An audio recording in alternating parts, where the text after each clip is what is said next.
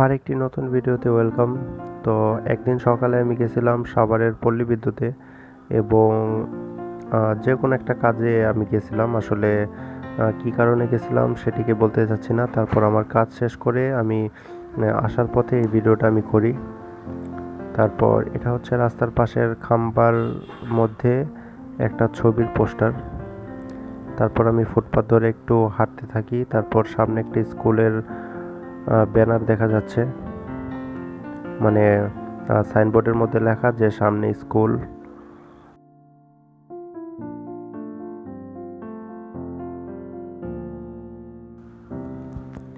আর এগুলো হচ্ছে অ্যাপার্টমেন্ট। তো কি অ্যাপার্টমেন্টে অনেকে থাকে। আর এটা হচ্ছে সাভার ক্যান্টনমেন্ট এবং ক্যান্টনমেন্টের পাশে এরকম একটা জায়গা আছে ফুটপাতের পাশে।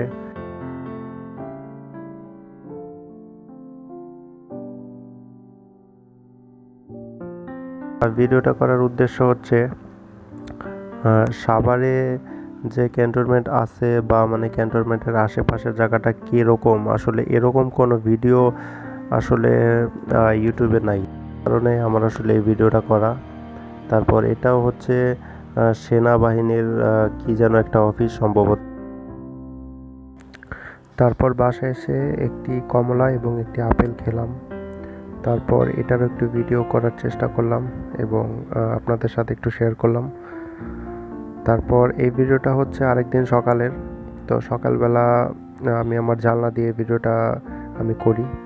তো আসলে একটা সুন্দর একটা ন্যাচারাল ভিউ আসে। সো দেখতে খুব সুন্দর। তারপর আরেকটি ভিডিও করলাম জানলা থেকে। তো এটাও মানে মোটামুটি ভিডিও আসছে, আসলে সব অ্যাঙ্গেলে ভিডিও ভালো আসে না। তো তারপর আমার মা আর আমি গেছিলাম ডাচ বাংলা ব্যাংকের এজেন্টে। তো আমার একটা রকেট নাম্বার একটু প্রবলেম হয়েছিল তাই।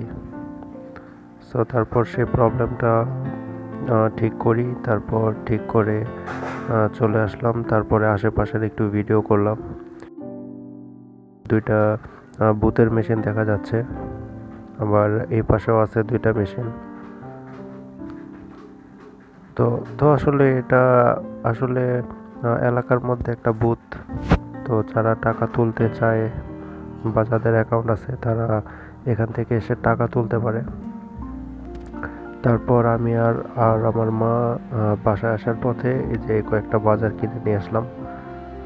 সো এটাই আর কি, মানে সামথিং কিছু বাজার। তো আমার ভিডিওটা এই পর্যন্তই। ভালো লাগলে লাইক করবেন। ধন্যবাদ।